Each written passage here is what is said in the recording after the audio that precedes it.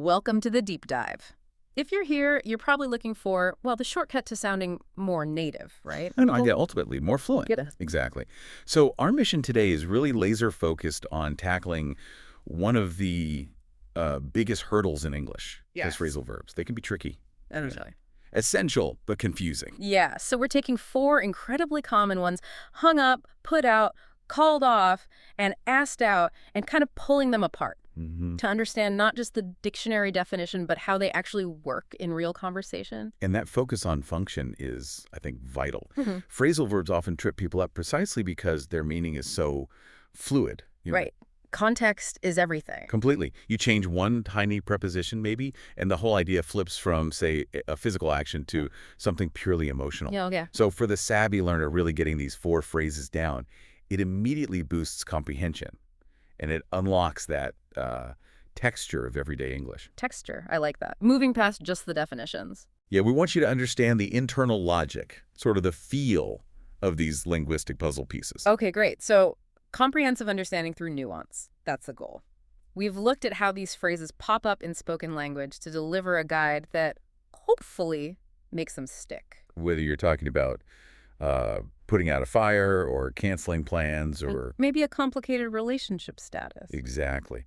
All right, let's start with one that perfectly shows that shift you mentioned, from physical action to emotional baggage. Hung up. Okay. So the first, meaning the literal one, I guess most people know this. It's about ending a phone call. Right, usually abruptly. Or maybe with a bit of feeling behind it. Yeah, that dramatic click you sometimes hear, or used to hear anyway.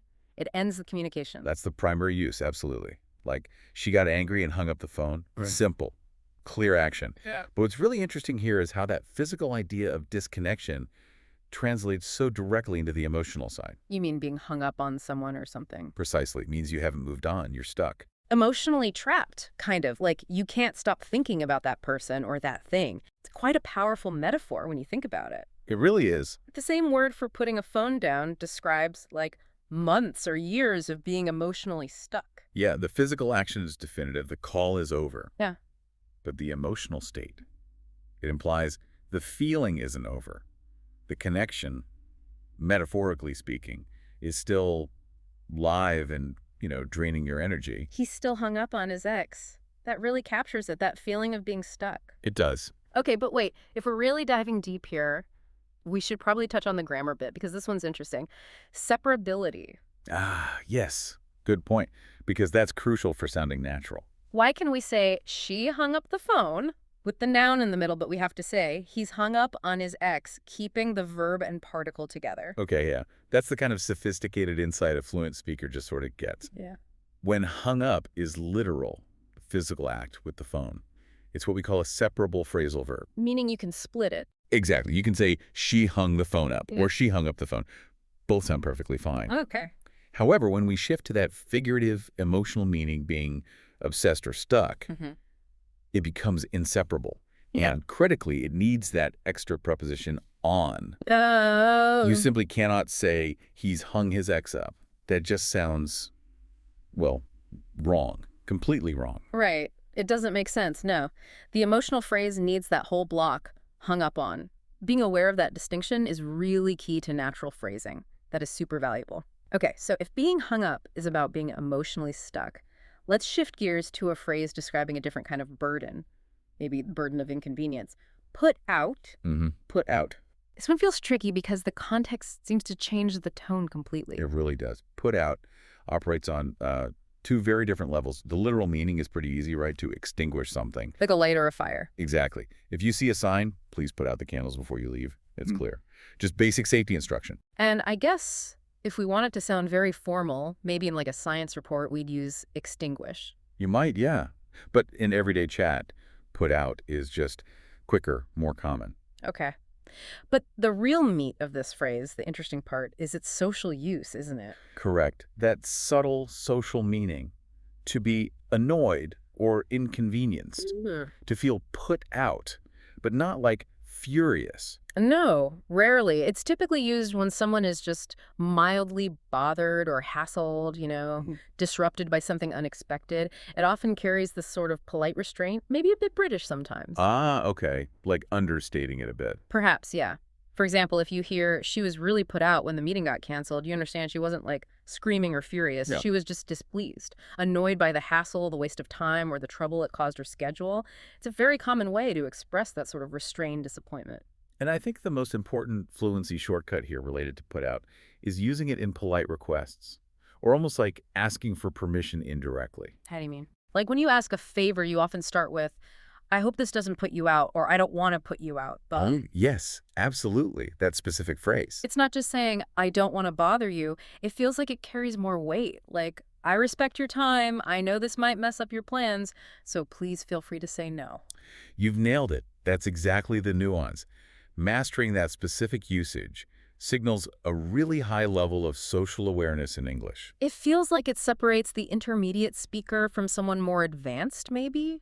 I'd agree with that, yes. Mm-hmm.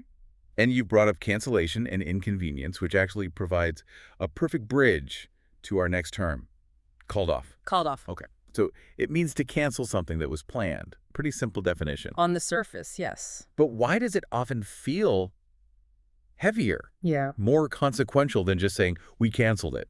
That's a good question. I think it often implies a greater sense of finality, and it usually suggests the cancellation happened because of some significant external reason or maybe quite late in the planning stage.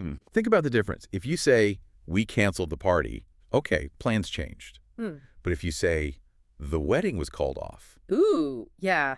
That sounds much more dramatic, like a big change of heart or some serious problem. exactly, it carries that weight. Also, grammatically, called off is very often used in the passive voice. Ah, like the match was called off. Precisely. Hmm. Especially when who made the decision is less important than the fact that it is canceled. You often don't know or care who specifically called off the flight. You just know the flight was called off due to mechanical issues. Right.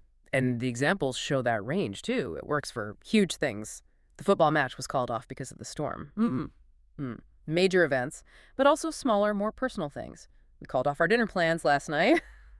Yeah, it spans that range. The common thread is often that sense of importance or maybe effort that's just been nullified, wasted. And you hear it used really urgently sometimes, don't you? In films, maybe. Oh, definitely. Like if you need to stop something complex that's already happening, like a construction job or, yeah, the classic movie heist. Right. You don't yell, cancel the operation. You yell, call it off. Exactly. Call it off. Good. It suggests stopping a process that's already in motion. There's an immediacy to it. And maybe irreversibility. Yes, that too. Yeah. You're canceling the plan and stopping the momentum behind it all at once. It's a very dynamic phrase. Okay. So from stopping a major event, let's pivot to starting one. Our final phrase is asked out. Ah, yes, asked out. This one feels quite different, romantic, immediate, and very specific in its meaning. It really is. Unlike the others we've discussed, asked out has a very narrow application. It's almost exclusively used for the act of inviting someone on a romantic date. Right. It's sort of a cornerstone of romantic vocabulary, particularly in American English, maybe. And it definitely carries that weight of, vulnerability, potential rejection. Yeah, putting yourself out there. Absolutely. And the nuance here really lies in that little word out. Why out? Why not just ask someone? Because asking someone could mean anything, right? Asking a question, asking for help. Exactly. The out defines the purpose. Yeah. It implies going out somewhere, a public, designated romantic kind of outing. He asked her out to the cinema. Okay. Or she finally worked up the courage and asked him out after months of just talking. And grammar-wise, that out is stuck there, isn't it? It's inseparable here. Correct. Absolutely inseparable in this context. You cannot say, he asked Mary to dinner out. No, that sounds weird. Completely. The structure is fixed, verb plus object plus particle. It has to be asked her out. Getting that right is critical for sounding natural. It really is. Because if you just say, he invited her to dinner, it could sound quite formal. Or even platonic, like a business thing. Right. But when you use asked out, you're immediately signaling romantic intent, which is a great shortcut for the listener. They instantly understand the social dynamics, the stakes involved. It implies courage, doesn't it? It certainly does. An act requiring some confidence. And the cultural context is significant, too. Oh. It suggests a planned activity outside the usual routine. You're putting in time and effort trying to impress. Okay, fantastic. So we've covered the two lives of hung up, the social subtlety of put out, The finality of called off and the courage of asked out. Mm, But the real benefit of this deep dive, I think, comes when we see how these phrases actually work together. absolutely. Because Yeah. they often do in real stories, real conversations. Mhm. Maybe let's quickly recap the key takeaway for each, including those little grammar usage points. Good idea. 1, hung up. Literal use for phones is separable. Emotional use, being stuck, is inseparable and needs on. Right, got it. 2, put out. Can mean extinguish, but crucially, it's used flexibly for annoyance or inconvenience, often politely. Good. The polite inconvenience one. 3, called off. Means cancel, but often implies seriousness or finality and frequently pops up in the passive voice. The weighty cancellation. Yep, 4. And asked out. Very specific. Defined solely by a romantic invitation and is inseparable. Perfect. Okay, now for the real test of fluency. The mini story practice. Listen closely, everyone, for how these 4 phrases weave together. Notice how much faster and richer it sounds than if we used only single-word synonyms. Okay, let's hear it. All right. So my friend asked out this colleague she'd had a crush on for ages. She was absolutely ecstatic.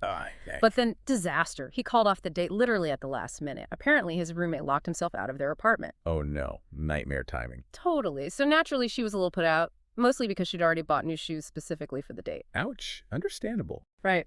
Anyway, when he finally called later to apologize and reschedule, she was so flustered trying to answer while, saving his number that she accidentally hung up on him. Oh my gosh. Awkward. So awkward.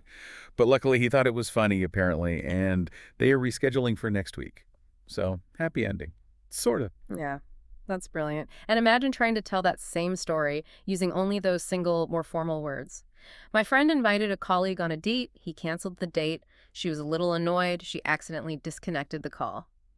It sounds like a police report. So flat. Exactly. All the texture is gone. The phrasal verbs convey the emotion, the rhythm, the speed of real life. Mhm. Put out tells us exactly how she felt, just mildly bothered, not furious. Right. Hung up suggested accidental panic, not a deliberate disconnection. Yeah. This is genuinely how real English sounds, isn't it? It's emotional, it's imperfect, it's full of these little stories. And using them helps you move past just translating in your head. You get that immediate comprehension. Precisely. So this deep dive really shows these phrases aren't just definitions to memorize. They're actual tools for fluency. And the best way to make them your tools is through active use, right? Not just passive memorization. Couldn't agree more. So here's our final challenge for you listening. Take the next week, maybe, and consciously try to use all 4 of these phrases. Okay. But specifically, we challenge you to craft maybe a short voice message. You could send it to a friend. Or honestly, just record yourself talking that uses all 4. Yeah. Hung up, put out, called off, and ask out. Use them to tell a story. Yeah. Narrate something funny or awkward or romantic from your own life, or even make something up. The key is using them together in context. Force yourself to actually use them, and you'll find they stop being just words you remember and start becoming part of your automatic, natural vocabulary. Absolutely. And remember, never call off your learning journey. Nice one. Yeah. Absolutely. Well, thank you for diving deep with us today. My pleasure. We'll catch you next time.